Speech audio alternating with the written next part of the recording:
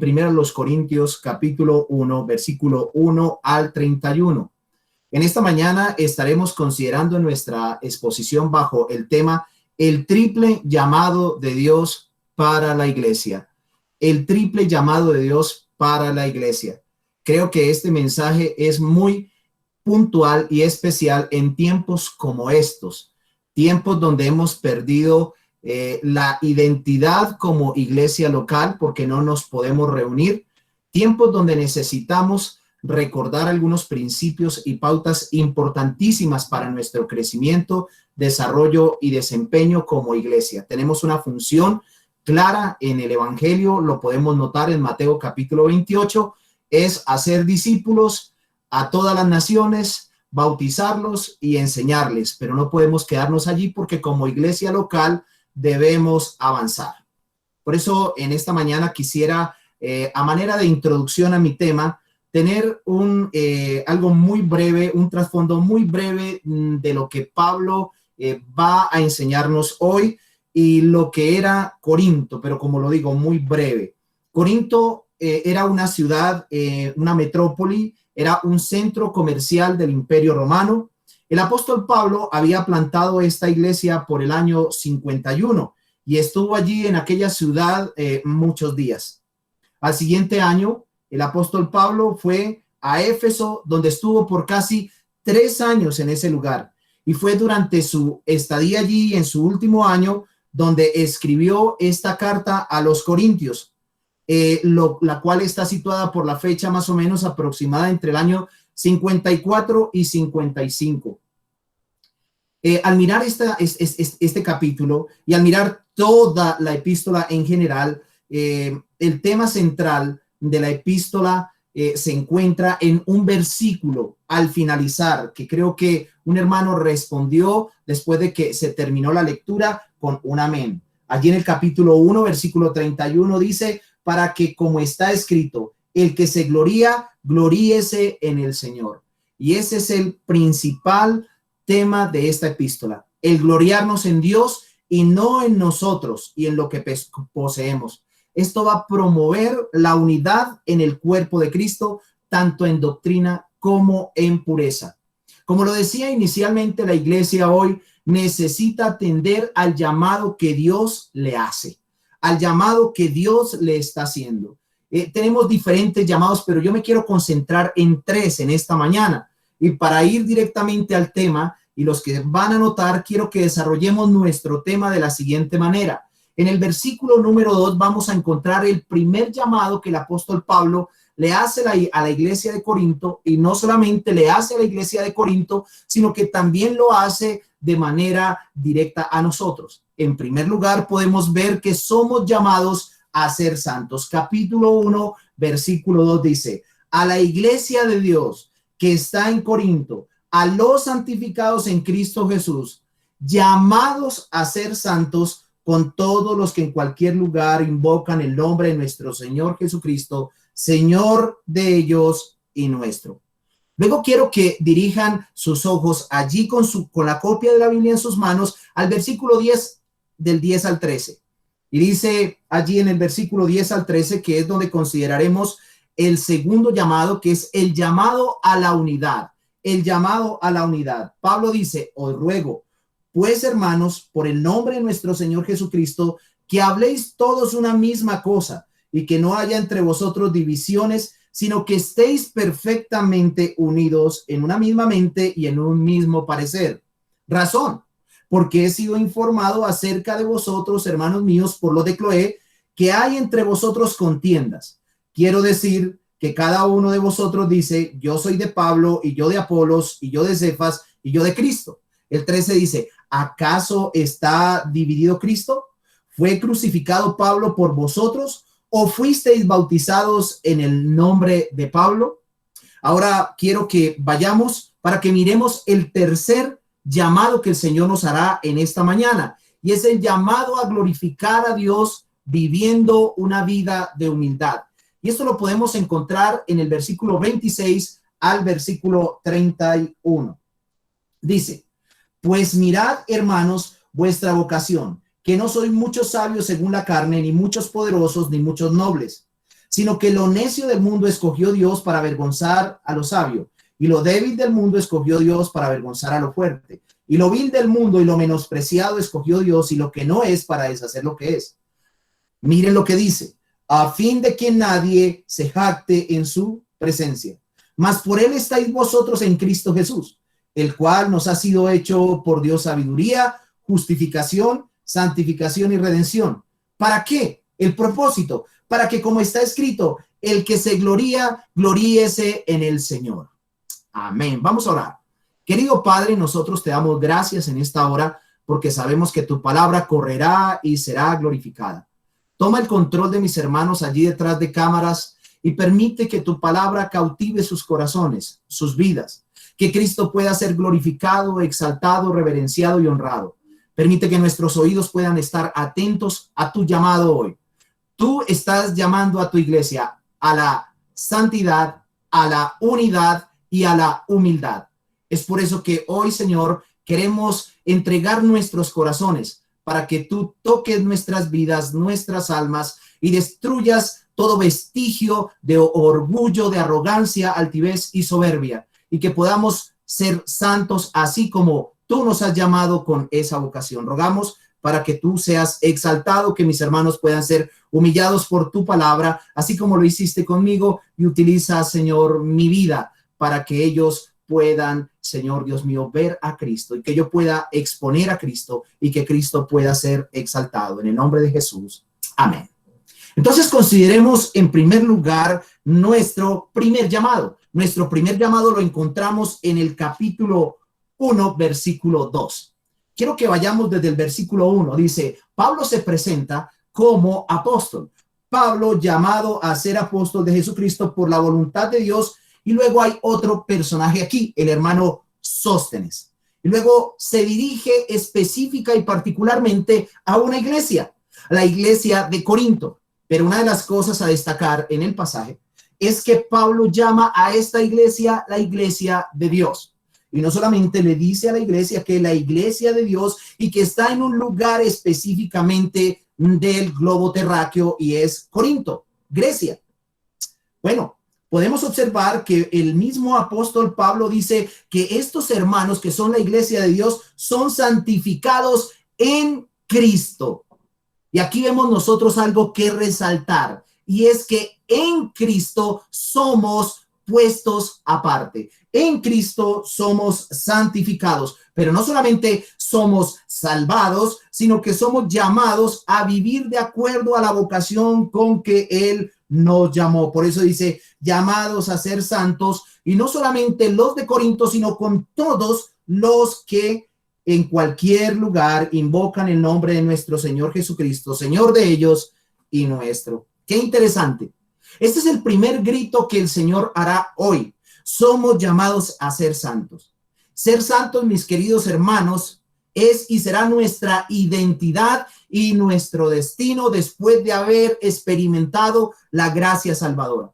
Esta gracia salvadora nos separó de la masa caída que va rumbo a los tormentos eternales. Y cuando hablo de la masa caída, estoy hablando de aquellos que van al infierno. Todos íbamos después de la caída de Adán, nos dejó a todos bajo la ira, bajo el justo juicio de Dios. Pero Dios en su gracia le plugó, le plació otorgarnos esa gracia salvadora, ese beneficio, y nos libró de esos tormentos de su ira.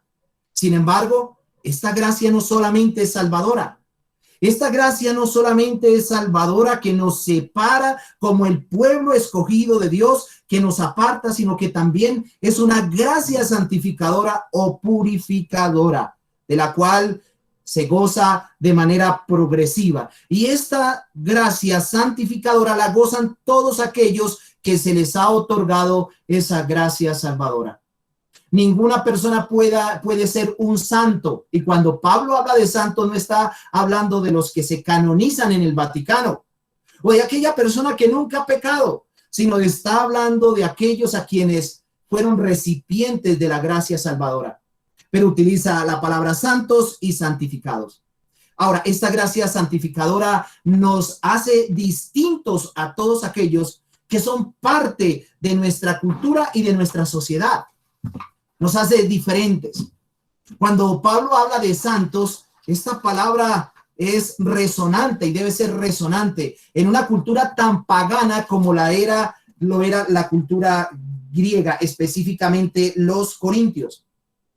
La reputación de los corintios en su tiempo en todo el imperio, la reputación era una reputación de inmoralidad, era una reputación muy notoria que se llegó a inventar un verbo. El verbo que se inventó para describir la inmoralidad y la mala reputación de los corintios era corintianizar, que significa vivir una vida de manera licenciosa. Por lo tanto, entiendan ustedes que los corintios, mis hermanos, eran hombres desenfrenados, pero muchos de ellos que vivían en el desenfreno, como dice 1 Corintios capítulo 6, Dios en su gracia había enviado a Pablo a fundar esta iglesia y los había sacado de esa masa de pervertidos y corrompidos. Ahora, la sociedad de los corintios a la nuestra no es diferente, no difiere. Tanto nuestra sociedad como la de ellos, tanto la cultura de ellos como la nuestra, está plagada de inmundicia, está plagada de corrupción, está plagada de maldad. Qué interesante, porque la iglesia como tal fue y está siendo llamada a ser santa, a ser aparte de o diferente de. Allí en el versículo 2, en ese verso, podemos ver a Pablo utilizando dos palabras que en su significado se correlacionan. Y es la palabra iglesia, que en el original griego significa un pueblo llamado aparte. Y la palabra santificados, que significa en el griego ser colocado aparte. Como pueden ver, la palabra iglesia y la palabra santificados se correlacionan entre sí. Una iglesia es un pueblo llamado aparte, llamado del mundo para ser diferente a. Y la palabra santo significa ser colocado aparte. O en su expresión más exacta o más literal significa ser apartado del pecado para vivir para Dios, mis hermanos. La iglesia de Corinto había sido una iglesia apartada de la corrupción, de la inmoralidad, del desenfreno para vivir para Dios. Y el apóstol Pablo mismo afirma que ellos habían sido llamados a ser santos. Habían sido llamados a ser santos. Qué interesante. Mis hermanos, si examinamos la epístola, vemos un aparente contraste entre lo que Pablo está diciendo, y digo un aparente entre comillas, un aparente contraste entre lo que Pablo afirmó que ellos eran. Pablo dice que son santos y la realidad que vivían internamente como iglesia. Allí en la iglesia habían, como lo podemos ver en el versículo 10 y el versículo 13, habían disputas, habían celos, habían divisiones. Si vamos al capítulo en el capítulo 5, versículo 1 al 13, podemos encontrar la falta de disciplina eclesiástica y la permisividad licenciosa de la iglesia, la ausencia de los ancianos allí. La iglesia no estaba aplicando la disciplina eclesiástica y Pablo desde Éfeso les dice que corrijan al pervertido que había dentro de ellos, que era un miembro de la iglesia. Había inmoralidad sexual, había promiscuidad, de acuerdo a lo que dice 1 Corintios capítulo 6. Pero allí mismo en el capítulo 6 también habían conflictos.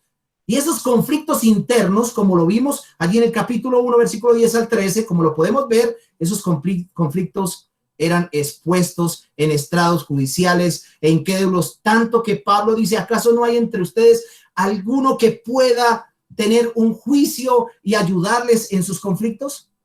Pero no solamente había ese problema, sino la profanación de la cena del Señor, como lo vemos en 1 Corintios 11. Algunos miembros de la iglesia se emborrachaban, otros eran glotones, no se preocupaban por los hermanos necesitados. Y saltamos luego al capítulo 12 y 14, vemos el mal uso de los dones.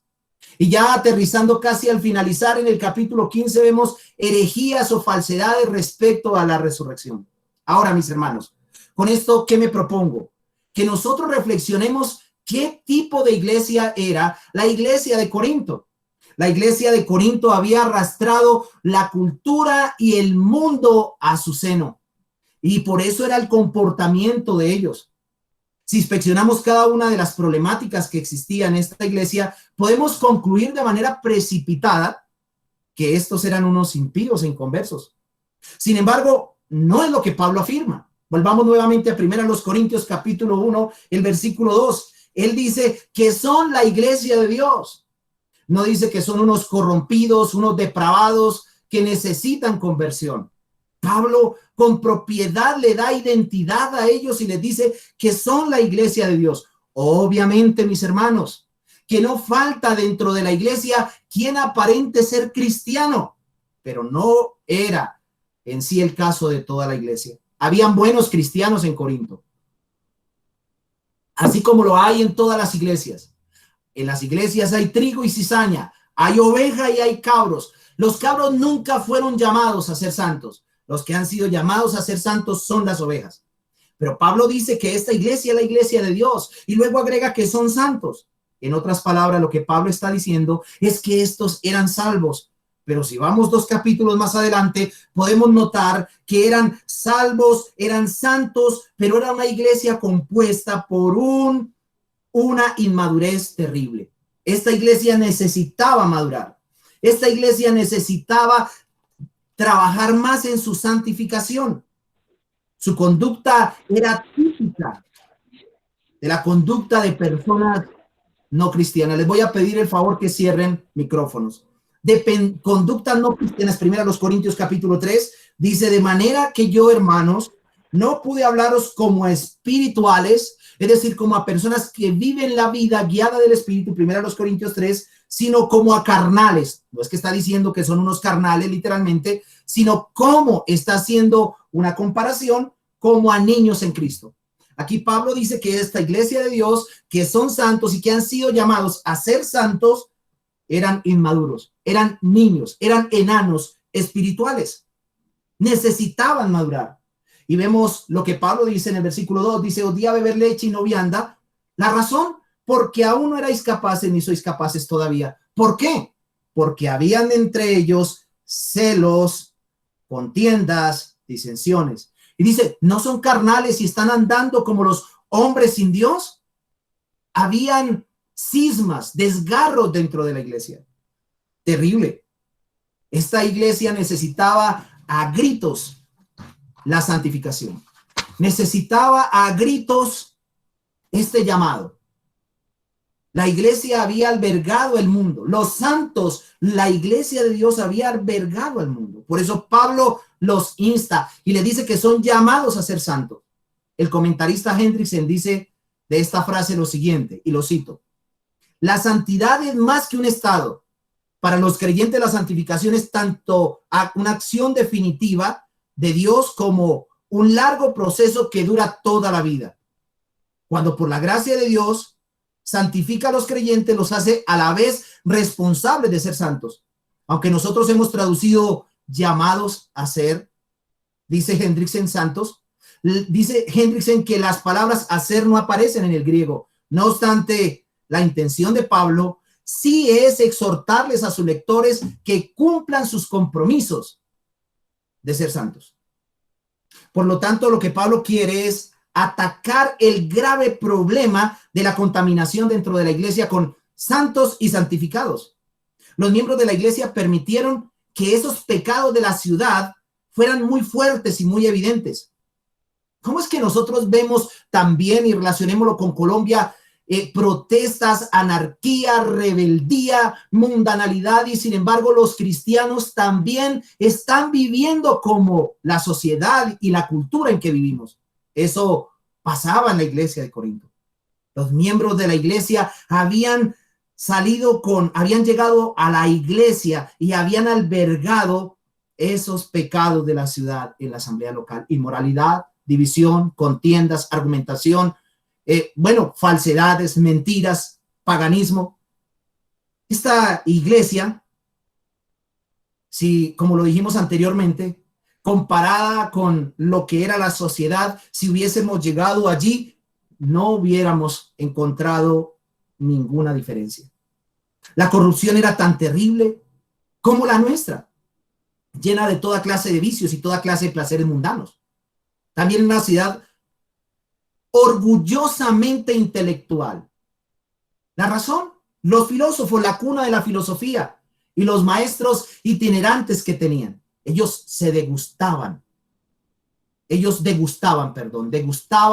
ellos anhelaban todo lo que había fuera de la iglesia. Ahora, cuando las personas por su inmadurez no glorifican a Dios y traen el mundo a la iglesia, obstaculizan el progreso del evangelio. Y lo que Pablo quiere es que el evangelio siga progresando en medio del paganismo. Mis hermanos, cuando nosotros no somos santos, estamos obstaculizando el progreso del evangelio. No estamos cumpliendo la gran comisión. Por eso el llamado de hoy del Señor es a que la Iglesia Bautista Gracia y Verdad, la vid verdadera, pacto eterno, riquezas de su gracia y toda iglesia en general viva de acuerdo a la vocación con que fueron llamados. No anhelemos el mundo, no traigamos el mundo en nuestro corazón para ponerlo en la iglesia. Desechemos esto. Él nos llamó y nos salvó para que fuésemos diferentes, para que fuéramos diferentes. Eso nos lleva a considerar nuestro segundo llamado. Vamos al versículo 10 al 13. El segundo llamado es que somos llamados a vivir en unidad. Somos llamados a vivir en unidad. Ahora, qué interesante, porque aquí en el versículo 10 y el versículo 13, que fue donde leímos hace un momento, os ruego pues, hace una rogativa a Pablo, hermanos, por el nombre de nuestro Señor Jesucristo, que habléis todos una misma cosa y que no haya entre vosotros divisiones, sino que estéis perfectamente unidos en una misma mente y en un mismo parecer. Podemos observar algo, y es que Pablo es el primer problema que ataca la falta de unidad. Ese es el primer problema que ataca a Pablo, y es el problema que ningún cristiano ni ninguna iglesia quiere enfrentar. Pero Pablo, ni ningún pastor, Pablo sí enfrenta ese problema. Pablo no se encontraba allí, pero Pablo se da cuenta que la iglesia está totalmente rasgada. Hay cismas, hay un desgarramiento total en el cuerpo de Cristo. Las partes luchaban entre sí. Ahora entendemos por qué razón Pablo decía que ellos habían sido llamados a ser santos. Claro, ellos habían sido enriquecidos con toda gracia espiritual, habían sido enriquecidos con dones. Yo me imagino esta iglesia con una iglesia carismática. Allí había espacio para todos. No había problema si lo importante era que tuviera esa capacidad, esa habilidad, no había problema. Lo importante era que sirvieran y desarrollaran sus dones sin importar cómo vivieran. Y Pablo los llama, y Pablo les dice, por eso es que habían divisiones, y Pablo les dice que vivan, que hablen todos una misma cosa. A veces cuando el liderazgo coge fuerza dentro de la iglesia y es un liderazgo inmaduro, lo que hace es desgarrar la iglesia de Dios, a los santos de Cristo. Y eso era lo que pasaba allí.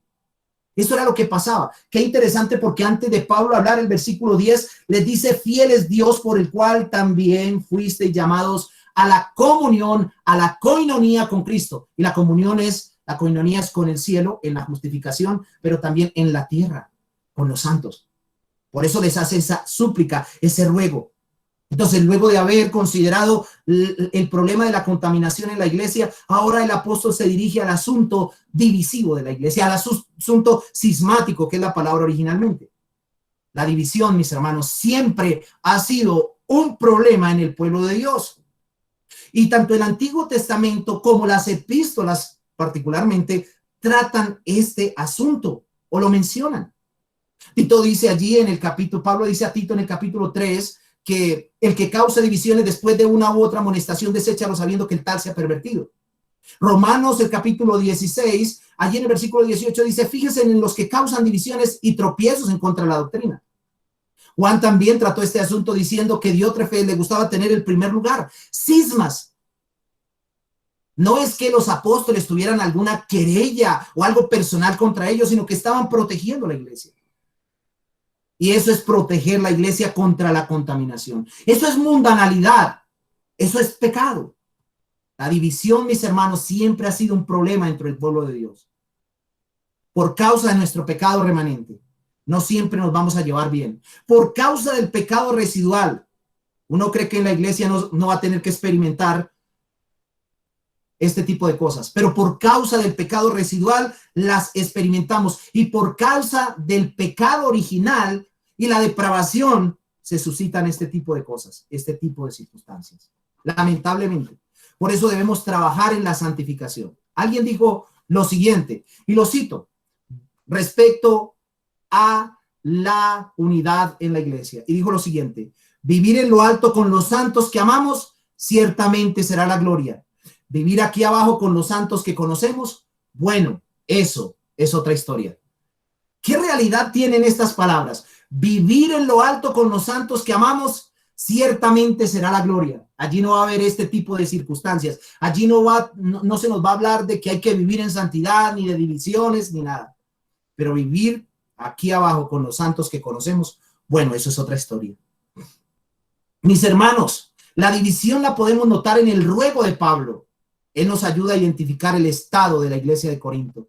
Él no trata el adulterio, él no trata la herejía del capítulo 5, ni tampoco la inmoralidad. Él trata el primer pecado, es sobre la unidad, sobre la división. Este es el primer asunto que de manera pastoral Pablo trata. Aquí Pablo no está defendiéndose de sus oponentes, como lo dice segunda a los Corintios, toda la epístola, sino que está tratando del mal comportamiento de los corintios. Y el primer pecado es la división, las contiendas, la falta de unidad. El contexto muestra que favorecían a maestros específicos. Y allí lo podemos ver, maestros específicos. Y no porque ellos eran los promotores de la división, sino que se casaban con los pensamientos, con la retórica, o con la forma de enseñar, o con la forma de ser, con el carisma que tenían. Pablo, Apolos, Cefas. Ellos tenían grandes expectativas, los corintios. Yo me imagino que los corintios se fijaban en las habilidades retóricas y hasta filosóficas, y podemos verlo desde el versículo 18 hasta el capítulo 4, versículo 21. Esto estaba generando fricciones. Esto estaba generando fricciones y división dentro de la iglesia. No Pablo, no Cefas, no Apolos, sino los partidos que en ciertos grupos se habían formado. Por esta razón, en la lectura que Pablo hace de la iglesia, les exhorta y les hace un llamado o un ruego a la unidad. Pero para mantener la unidad, ¿qué nos indica Pablo que hemos de considerar? Para mantener la unidad ahora, para traerlo a nosotros y considerar lo que dice el texto, ¿qué hemos de considerar para poder mantener la unidad dentro de la iglesia? Lo primero que debemos considerar es el cuidar, número 1, el cuidar la convivencia. Versículo 10. Pablo nos suelta esta bendita perla. El cuidar la convivencia, y es la idea y el pensamiento de Pablo en el versículo 10. Os ruego pues, hermanos, por el nombre de nuestro Señor Jesucristo, que habléis todos una misma cosa, y que no haya entre vosotros divisiones, sino que estéis perfectamente unidos en una misma mente y en un mismo parecer. La convivencia, esto es algo que nos cuesta como personas, como individuos. Y Pablo hace ese llamado aquí a la convivencia, a cuidar la convivencia dentro de la iglesia. Hermano, hoy nosotros, Dios nos está llamando a cuidar la convivencia. Claro que Pablo no está diciendo que todos vamos a pensar lo mismo. En la iglesia del Señor vamos a pensar diferente, pero hay cosas que son trascendentes y fundamentales, y hay otras que son irrelevantes, y a veces nos quedamos en cosas irrelevantes, como que el hermano no me saludó, como que el hermano me miró mal, como que no me dio la silla cuando más la necesitaba, como que me habló un poquito duro. Son cosas que no tienen importancia, como que no me prestan atención, como que me amonestan, como que no me tienen en cuenta. Bueno, un sinnúmero de cosas, como que me cerraron la puerta en la cara, no me dejaron entrar al baño por primera vez, en primer lugar, perdón. Cosas irrelevantes, cosas que no tienen importancia.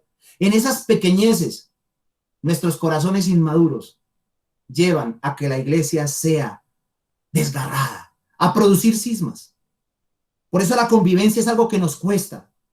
En muchas ocasiones, y no es que sea animalista, pero en muchas ocasiones los animales nos aventajan en esto. Ayer, mientras terminaba de pulir mi sermón, vi en un video de YouTube una gata amamantando 2 cachorros huérfanos. Y la pregunta es, ¿qué tienen en común un gato y un perro? Si por ahí hay un dicho popular cuando la gente pelea que andan peleando como perros y gatos, que eso era lo que le pasaba a la iglesia de Corinto, pero ahora, de acuerdo a esto, ¿qué tienen en común los perros y los gatos? Pues nada. Sin embargo, nos dan lecciones de convivencia. Qué triste que como iglesia no aprendamos a saber madurar, a saber llevar nuestros impulsos emocionales y a saber que hay otros que piensan diferente y a respetar las opiniones insignificantes o que no son trascendentes. Los corintios eran personas que no se podían soportar. Les gustaba la disputa a los corintios. Habían celos. Y esto, como lo dice Pablo en el capítulo 3, no es más que carnalidad e inmadurez. Y allí lo dice capítulo 3, el versículo 1. Pues no les pude hablar como a niños, como a espirituales, sino como a carnales. Y luego dice en el 3, en el versículo 3, porque aún sois carnales, aún sois inmaduros. Parece que se hubieran acabado de convertir. Y sin embargo, algunos estaban desarrollando dones dentro de la iglesia. El desarrollar un don no implica que yo sea una persona madura. Por eso es importante cada vez que tengamos dentro de la iglesia personas que tienen habilidades y gracia de Dios para poder servir en la iglesia, que pongamos los requisitos que la Biblia pone, que sean maduros. Si hay líderes maduros, creyentes maduros, la iglesia misma extenderá y no se detendrá el reino de Dios, sino que extenderá el reino de Dios. Hermanos, la carne es buena en el plato, en la sopa, pero no es buena en la iglesia. Para vivir en la iglesia se debe vivir en madurez, y ese es el llamado a la unidad, el llamado a la madurez. Por esta razón quiero que consideremos la exhortación de Pablo. En detalle, ¿cuál es la exhortación? Que habléis todos una misma cosa. El hablar todos una misma cosa, el tener el mismo lenguaje, porque eso era lo que no tenían ellos, no tenían un mismo lenguaje, porque uno decía, yo soy de Pablo, yo soy de Cefas, yo soy de Apolo. Esto permite, el hablar todos una misma cosa, esto permite que no haya entre nosotros divisiones. Que no haya entre nosotros divisiones, sino que estemos perfectamente unidos en una misma mente y en un mismo parecer. Esto no requiere que todos piensen, como lo decía anteriormente, de la misma manera. Hay una diferencia, mis hermanos, y esto sí quiero dejarlo claro, que hay una diferencia entre puntos de vista opuestos y ser divisionistas. Porque hay hermanos que pueden de manera diplomática decir, pues, pastor, hermano, no estoy de acuerdo. Sin embargo, no quiero imponer mi desacuerdo, porque cuando ya impongo mi desacuerdo, entonces soy un divisionista. Los divisionistas, mis hermanos, son encendedores de fuegos. Los divisionistas, como alguien lo dijo, son encendedores de fuegos, chismosos, altaneros, que no actúan conforme al amor y conforme a la verdad, que no tienen en alto el cuerpo de Cristo. Mis queridos hermanos, un grupo de personas no llegará a estar de acuerdo en todo, pero pueden trabajar juntos. Y como iglesia podemos no estar de acuerdo en todo, pero podemos trabajar juntos en armonía, si se está de acuerdo en lo que realmente importa. Y lo que realmente importa no es usted, mi hermano, no es ni mi familia, ni yo, ni usted, ni su familia. Lo que realmente es importante es Cristo Jesús como el Señor de todo.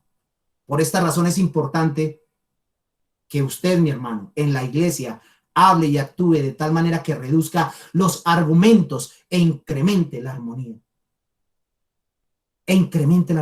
Mis hermanos, las diferencias insignificantes no deberían dividir a los cristianos jamás, porque somos de Cristo y estamos en Cristo.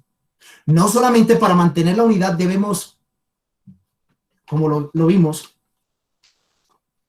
allí, cuidar la convivencia, sino que también debemos cuidar nuestro testimonio. Mire que el testimonio es importante para la unidad de la iglesia. Versículo 11 de 1 Corintios capítulo 1 dice, y esa es la razón de por qué Pablo les llama a la unidad, dice, y ese es el argumento, porque he sido informado acerca de vosotros, hermanos míos, por lo de Cloé, que hay entre vosotros contiendas. Aquí Pablo nos indica el cuidar nuestro testimonio. Así como la convivencia es necesaria para la unidad, mis hermanos, el testimonio también lo es. Esta era una de las cosas que al parecer le era indiferente a los hermanos de Corinto. ¿Y por qué le es indiferente? Porque a nosotros no nos preocupa y algunos dicen, a mí me importa lo que diga el fulano, lo que diga el mengano, lo que me importa es lo que yo pienso. Pues déjeme decirle que es una actitud, mis hermanos, de inmadurez, cuando usted piensa de esa manera. Ellos no sé si estaban percatándose que otros los estaban observando, que estaban observando su proceder. Y Pablo menciona aquí un personaje, los de Cloé, los de Cloé. MacArthur dice algo al respecto, y cito a MacArthur respecto a Cloé. Dice que es probable que haya sido una persona destacada en la iglesia de Corinto, que había ido a visitar a Pablo a Éfeso para contarle acerca del comportamiento divisorio o cismático en el seno de la iglesia. Pero no se sabe si es hombre o mujer. Pero aquí dice claramente que eran los de Cloé. Algunos dicen que eran no los hijos de Cloé, sino que eran esclavos, y ellos iban y fueron a Éfeso e informaron, y también Cloé. Sin embargo, la Biblia no nos bota mucha luz al respecto. Algunos estudiosos dicen también que Cloé era una mujer adinerada de negocios en Corinto y que informaba la mala fama de la iglesia. Al parecer, este clan asistía a la iglesia y conocían a fondo la vida no santa que tenían estos miembros de la iglesia de Dios, los santos. Ahora, porque preguntémonos, ¿cómo se enteró Pablo de los pecados que estaban acompañando la división, como los celos y las peleas del capítulo 3? No creo que haya sido por revelación intuitiva o por un ángel que le hizo saber, no creo. Claramente Pablo dice que fueron los de Cloé, este clan, que se lo notificaron. Ahora, al leer este versículo podemos notar que este clan, este grupo de personas que había informado a Pablo, había sido afectada por el mal testimonio de los corintios. Y por la misma, y por inferencia también podemos decir que ya había inconformismo en ellos. Yo me imagino que cuando iban allí manifestaban su inconformismo. Solamente quiero dejar volar mi imaginación y pensar por un momento, Pablo, ¿cómo es que son nuestros hermanos cristianos? Asisten a la iglesia y se desgarran unos a otros, pelean unos con otros y no les importa si lo hacen públicamente. Yo no quiero imaginarme cómo sería que los de Cloé le decían a Pablo esto. ¡Qué horroroso! ¡Qué horroroso esto! Y también qué horroroso es que en una iglesia se pierda su testimonio, o que la iglesia pierda su testimonio, tanto interno como externo. Nadie quiere estar en un lugar donde la gente es peor que los hijos del mundo. Nadie quiere estar en una iglesia donde se respiran tensiones. Nadie quiere estar en una iglesia donde cada uno quiere imponerse y donde nadie quiere glorificar a Dios, siendo la sal y la luz del mundo. Es por eso que dice que Pablo al finalizar, que nadie se jacte, que lo veremos más adelante, que nadie se jacte en sí mismo, sino que se jacte en el Señor. Hayan jactanciosos en ese lugar. Queridos hermanos, yo quiero decirles algo, no se dejen engañar. Detrás de toda división está el diablo. El diablo nunca suma. El diablo resta y el diablo divide. Y los cristianos en muchas oportunidades están dispuestos no a ser usados por Dios, sino a ser usados por el diablo para destruir el avance del reino de Dios. Qué triste. Ahora, para mantener la unidad en la iglesia, es importante tener presente las preferencias ministeriales. Hay que tener mucho cuidado con eso. Es natural que a nosotros nos guste cómo predica el uno, cómo predica el otro, porque a cada uno Dios nos dio gracia, a uno dio más gracia que a otros más gracia que a otros. Pero yo no me puedo casar, como lo decía en cierta ocasión un hermano que predicaba aquí dentro de nuestra iglesia. No me puedo casar y tener preferencias ministeriales, que sí puedo amar, que sí puedo tener una comunión profunda, pero nunca puedo fomentar una división diciendo que a la persona, al predicador o al líder que yo más amo es mejor que el otro. Miremos lo que dice la escritura. Aquí en el versículo 12, quiero decir, cada uno de vosotros dice, vea el término, decir, cada uno de vosotros dice. Los de Cloé le dijeron, mire Pablo, conocían tan profundamente la iglesia, los de Cloé, que le dice, mire, el lenguaje que usted escucha en la iglesia, los susurros que escucha en la iglesia es, yo soy de Pablo. El otro, yo soy de Apolos. El otro, yo soy de Cefas. Y los más espirituales, yo soy de Cristo. ¿Qué es lo que vemos notoriamente? Preferencias. El verso 12 nos indica que Pablo conocía este lenguaje partidista que tenía la iglesia, y los de Cloé le habían hecho saber a Pablo. Y en este texto es notorio que las divisiones se debían a que la iglesia en Corinto rendía un falso culto a la personalidad. Los hermanos tenían preferencias personales por predicadores como eran Pablo, Apolos, Cefas o Pedro. Recuerden que por el contexto en que estaban, ellos eran amantes de la retórica y del buen hablar. Podemos ir allí al capítulo 1, versículo 17, y Pablo dice allí, porque no me envió Cristo a bautizar, sino a predicar el evangelio no con sabiduría de palabras, para que no se haga vana la cruz de Cristo, porque la palabra de la cruz es locura para los que se pierden, para los que se salvan. Esto es a nosotros poder de Dios.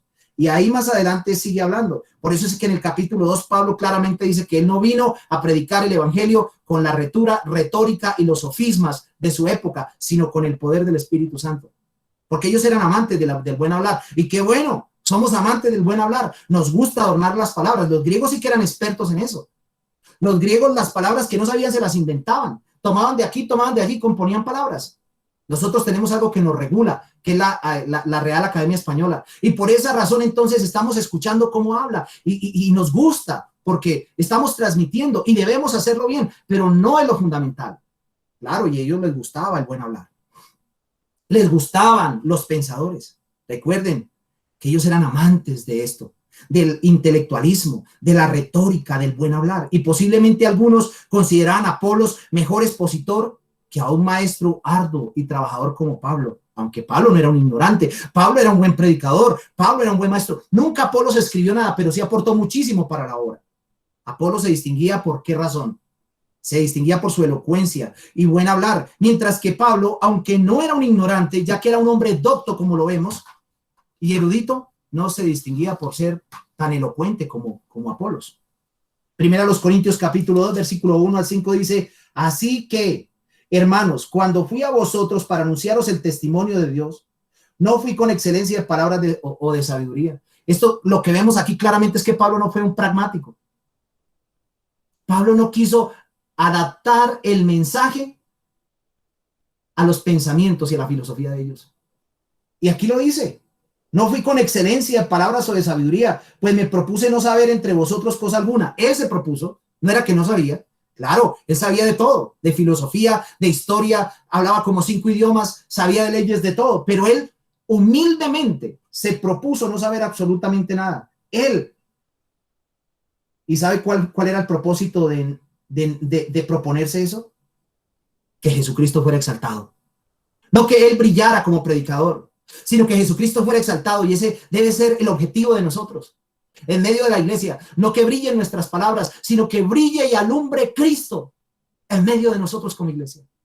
Ese es el objetivo de nosotros. Y aquí vemos claramente a Pablo mostrando la brillantez, la pureza, la gloria de Cristo. Dice, y estuve entre vosotros con debilidad y mucho temor y temblor, y ni mi palabra ni mi predicación fue con palabras persuasivas de humana sabiduría. Claro, qué interesante, porque tratamos de persuadir, con las palabras tratamos de convencer, pero Pablo no dejó esto a su capacidad, a sus habilidades, porque también había sido como los corintios enriquecido en dones del habla. Pero ¿sabe qué? ¿Saben qué, hermanos? Él predicó. Y predicó no con la sabiduría humana, no con la filosofía de su tiempo, sino con la demostración del Espíritu y del poder. ¿Para qué? Para que el reino de Dios avanzara. Veamos lo que dice el versículo 5, para que vuestra fe no esté fundada en la sabiduría de los hombres, sino en el poder de Dios. Y hoy podemos observar que muchos se han casado con teólogos, con hombres elocuentes y eruditos, pero su fe no está basada en la sabiduría divina.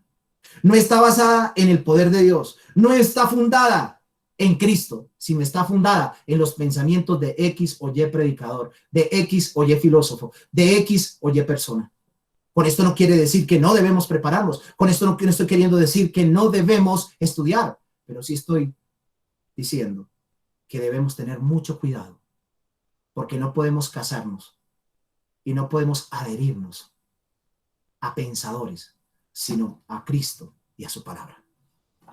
Mis hermanos, para contextualizar un poco el judaísmo, como lo vemos aquí en el capítulo 1, devolviéndonos del 18 en adelante hasta por allí el versículo 23-24, enfatizaba la importancia de la sabiduría que Dios reveló en su palabra. Algunas veces se personificaba, y se personificaba, claro, en la sabiduría, y lo vemos allí en el versículo 30.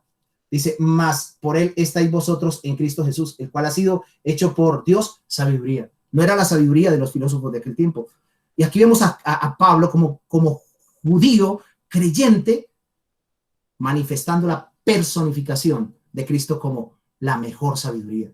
Y allí el libro de Proverbios dice que él es la excelencia de la sabiduría. A esa sabiduría es que debemos apelar. A esa sabiduría es que debemos adherirnos. Cristo era la personificación de la sabiduría. Él, nuestro Redentor, es la personificación de la sabiduría. Ahora, dado al respecto popular griego por la filosofía y la retórica, es probable que algunos miembros educados de la iglesia se interesaban especialmente en el discurso sabio, entre comillas. Apolos puede haber encajado en su estilo favorito de discurso mejor que el de Pablo. La gente con frecuencia era atraída por ciertos maestros. Los filósofos estimulaban el vínculo emotivo consigo mismo como una parte necesaria en el desarrollo moral e intelectual. Pero Pablo corrige a los hermanos mostrándoles que tanto Apolos como él eran simplemente diáconos. Diáconos, en otras palabras, eran servidores, no eran nadie. A veces nos creemos que somos todo. Si recibimos una capacitación, entonces ya lo sabemos todo. Si tenemos un grado en algo, o nos ascienden en la empresa, o se asciende en la empresa a una autoridad, ya creemos que tenemos la autoridad para manejar el mundo entero. Pero no es así. Hermanos, pensemos como Pablo pensaba. Y como también el apóstol Pablo y el mismo Apolos, humildemente. Somos servidores, no somos nadie, no somos nadie. Somos medios que Dios utiliza para edificar a otros. Ellos no eran los que lo habían salvado, solamente eran instrumentos de Dios. Vamos a 1 Corintios capítulo 3, versículo 5 y 6. Dice, ¿qué pues es Apolos y qué es Pablo y qué es Apolos? Diáconos es la palabra originalmente. Servidores por medio de los cuales habéis creído, y eso según lo que cada uno concedió el Señor. Y miren lo que dice. Yo planté, claro, yo planté, dice Pablo. Apolo regó. Pero si hay crecimiento, el crecimiento lo da Dios. No ni Pablo ni Apolos. Qué interesante. Allí volviéndonos, de otra manera Pablo lo dice, devolviéndonos un poquito al capítulo 1, Pablo dice en el versículo 13, ¿acaso está dividido Cristo? ¿Fue crucificado Pablo por vosotros? ¿O fuisteis bautizados en el nombre de Pablo? Hermanos, no demos honra a los hombres más de lo que debemos darle, porque eso es pecaminoso, eso es antibíblico, y eso destruye, desgarra, produce cismas dentro de la iglesia. ¿Sabe qué era lo que había pasado con los corintios? Habían perdido el horizonte. De acuerdo a lo que dice el verso 13, podemos observar que los corintios habían perdido el horizonte. Al hacerles estas dos preguntas, tenía como propósito aterrizarlos. Ahí les hace Pablo dos preguntas en el versículo 13 del capítulo 1. ¿Está acaso dividido Cristo? ¿Fue crucificado Pablo por vosotros? Dos preguntas retóricas que tenían como propósito traerlos al horizonte, mostrarles el horizonte. ¿Cuál es la respuesta a esas preguntas? Cristo no está dividido, sería la respuesta. Pablo no había sido crucificado por ellos. Mucho menos el bautismo nunca fue en alusión a un hombre aparte de Cristo. Entonces, ¿para qué? ¿No vale la pena? ¿Disputas por nombres? Terrible. Hermanos, tener preferencias ministeriales en la iglesia, esto es una observación, es una evidencia clara de inmadurez, de carnalidad, que trae desgarro, cisma a la iglesia. Cisma la iglesia. Para cerrar este segundo llamado, es necesario que consideremos que fijarnos en la persona y no en el mensaje no es nada provechoso para la iglesia, ya que se está viviendo un cristianismo antropocéntrico. Es decir, que este cristianismo está centrado en el hombre y no en Dios. Y no en Dios. Es triste. Recuerden, hermanos, que los hombres aquí estamos de paso y un día estamos y luego no estamos. No vale la pena por tener preferencias, por tener celos amargos, por imponer nuestros criterios, destruir aquello que Cristo se propuso unir en la eternidad. Que podamos ser uno con Cristo, que podamos, aún pese a nuestras diferencias, poder vivir en armonía. Poder impulsar y extender el reino de Dios, dejarnos de egocentrismos. No sé si este será el caso de ustedes. No sé si ustedes estarán bajo esa condición, pero si no están bajo esa condición, es importante, mis queridos hermanos, que reflexionemos para no caer en ello, porque pronto vamos a volver a la iglesia y posiblemente si volvemos a reunirnos vamos a llegar o maduros o carnalitos. Que el Señor nos ayude a mantenernos en unidad. Eso nos lleva a considerar nuestro último llamado. Nuestro último llamado es que somos llamados a glorificar a Dios viviendo en humildad. Primera los Corintios, capítulo 1, el versículo número 26 al 31 dice: Pues mirad, hermanos, vuestra vocación, que no sois muchos sabios según la carne, ni muchos poderosos, ni muchos nobles, sino que lo necio del mundo escogió Dios. Escuchen bien, sino que lo necio del mundo escogió Dios para avergonzar a lo sabio, y lo débil del mundo escogió Dios para avergonzar a lo fuerte, y lo vil del mundo y lo menospreciado escogió Dios, y lo que no es para deshacer lo que es, a fin de que nadie se jacte en su presencia. Mas vosotros, por Cristo estáis vosotros, mas por el Padre estáis vosotros en Cristo Jesús, el cual ha sido hecho por Dios sabiduría, justificación, santificación y redención. Somos llamados a glorificar a Dios. Y Pablo lo dice en 1 Corintios 10:31. Si comemos, bebemos o hacemos otra cosa, debemos honrar, glorificar a Dios, porque Él es el único que debe ser glorificado, el único que se puede autoglorificar, porque es Dios. Entonces, para poder atender a este llamado es necesario tener en cuenta dos cosas. Que para vivir en humildad es necesario recordar lo que éramos antes. Pablo lo dice en el versículo 26, lo que éramos antes. Así como le recuerda a los corintios lo que ellos eran antes. Claro que tenían dones, habían sido enriquecidos intelectualmente, tenían mucho conocimiento, tenían sabiduría, pero mire lo que Pablo dice: para humillarles su ego, para que ellos glorificaran a Dios. ¿Qué es lo que les dice allí en el versículo 26? Pues mirad, hermanos, mire cómo les dice: hermanos, cristianos, pues mirad, hermanos, vuestra vocación, que no sois muchos sabios según la carne, ojo, ni muchos poderosos según la carne, ni muchos nobles.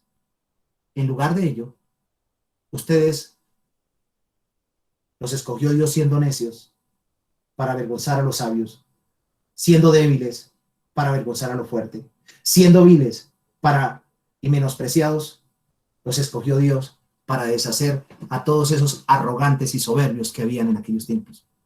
Pablo les recordó que eran antes de haber sido llamados. Esa es la palabra vocación.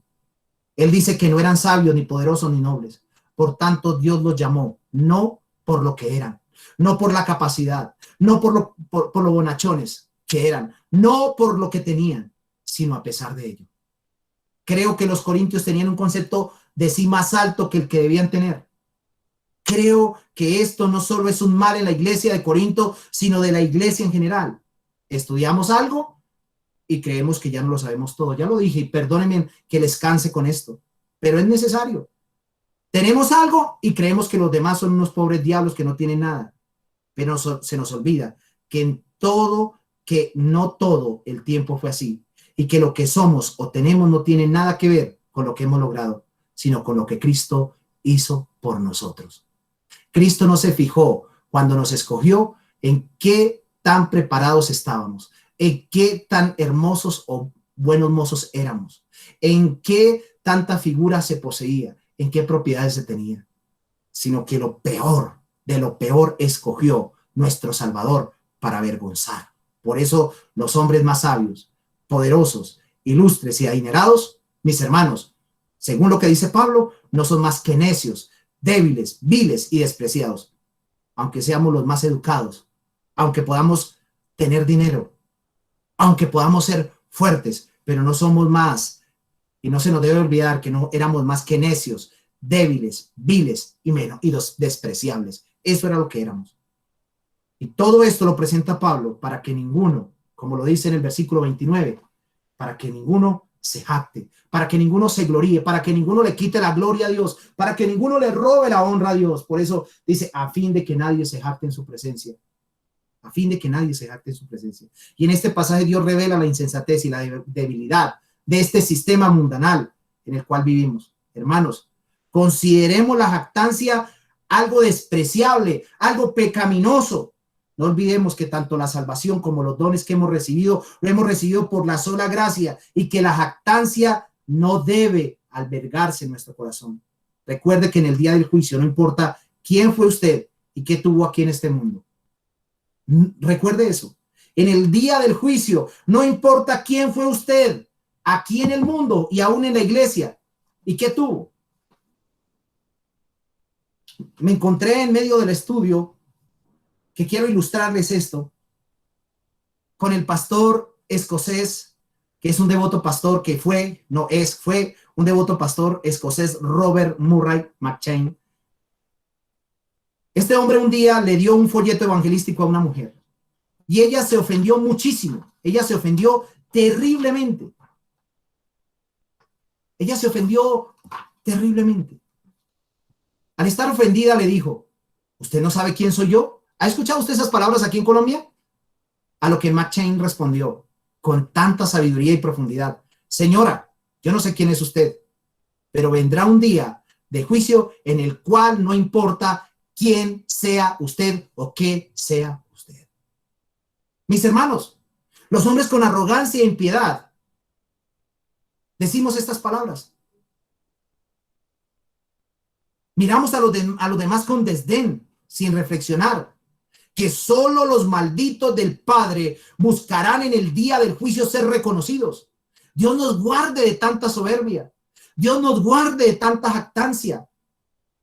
Porque como dice Mateo 7, 22 al 23, no todo el que me dice Señor, Señor entrará al reino de los cielos, sino el que hace la voluntad de mi Padre que está en el cielo. Muchos me dirán en aquel día: Señor, Señor, no profetizamos en tu nombre. Vea, sacarán sus credenciales. Dirán: Señor, nosotros nos merecemos la salvación porque hicimos para ti. Porque nosotros hicimos esto y tuvimos esto. Y él dice: apartados de mí, hacedores de maldad. Qué interesante, porque Pablo aquí, en el capítulo 1, versículo 26, le dice a los hermanos que consideren la humildad. Les está haciendo un llamado a la humildad. A que no se comporten como los paganos corintios. A que no vivan como los paganos corintios siendo altivos y soberbios. Porque tenían un poco de intelectualismo. Porque sabían mucho de la sabiduría humana. Les llama a la humildad. Y para terminar, déjenme decirles que para vivir glorificando a Dios en humildad, es necesario recordar que todo lo que tenemos es Cristo. Cristo y solo Cristo. Versículo 30, para terminar y cerrar. Mas por Él estáis vosotros en Cristo.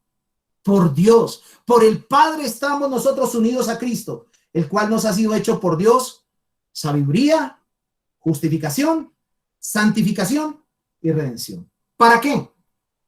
Porque Él lo hizo todo. ¿Para qué? Para que, como Pablo lo dice, citando la Escritura, para que, como está escrito, el que se gloríe, gloríese en el Señor. Mis hermanos, aunque no tengamos nada de lo que este mundo ofrece, sí tenemos todo, si tenemos a Cristo. En la redención, si puede ser resumido en una sola palabra, lo tenemos todo porque lo hizo todo. Aunque muchos en el mundo lo tengan todo y nosotros no tengamos nada, lo tenemos todo. Por eso Él recibe la gloria. Por eso glorifiquemos al Señor y gloriémonos en Él, no en nuestras habilidades, no en nuestras capacidades, no en lo que somos, no en lo que poseemos. Todo aquel que ha perdido el horizonte no es más que un pedante que está eclipsando la cruz de Cristo para brillar Él y no brillar Cristo por lo que Él ha hecho. Dios nos ayude. Quiero que oremos en este momento y concluyamos con una oración rindiendo nuestro corazón, recordando que hoy el Señor nos hizo un llamado a ser diferentes al mundo, un llamado a la unidad cristiana, un llamado a glorificar a Dios por medio de la humildad, a rendir nuestros corazones y nuestras vidas. Sea Cristo glorificado. Miremos a Cristo, el siervo humilde, el que dejó su trono y dejó su lugar de privilegio y se humilló siendo semejante a nosotros para darnos la redención. Dejemos de argumentar, dejemos de justificar nuestra conducta y humillémonos ante el Dios Todopoderoso. Dios bendiga nuestros corazones. Padre, gracias. Gracias por tu palabra. Gracias porque eres tú bueno, misericordioso, justo, reverente, lleno de gracia, lleno de verdad y de bondad. Seas tú glorificado, seas tú exaltado, seas tú reverenciado, porque eres nuestro Señor y nuestro Dios. Gracias porque hoy nos has convocado como iglesia a ser diferentes, a no ser como el mundo, porque nos salvaste desde antes de la fundación del mundo, nos escogiste y nos pusiste aparte del mundo. Pero también, Señor, nos estás llamando a la unidad, a mantener como cuerpo de Cristo unidos. Si hemos fomentado la división, si hemos corrompido la iglesia y si nos hemos corrompido nosotros, venimos ante ti, Señor, porque tú lo sabes todo, lo conoces todo y pedimos perdón. Impulsaremos, Señor, el evangelio. Y aunque tengamos diferentes opiniones, Señor, respetaremos y glorificaremos tu nombre porque tú hiciste todo por nosotros. Y también, Señor, en este momento, suplicamos que tengas misericordia porque hemos sido arrogantes, porque hemos sido soberbios, porque queremos ser notorios ante los demás y no dejar ver a Cristo y brillar a Cristo en medio de lo que poseemos. Amado Padre, sella esta palabra en el corazón de los tuyos y llama, Señor, a aquellos que no son creyentes al arrepentimiento para que puedan vivir para tu gloria. En Cristo Jesús. Amén y amén.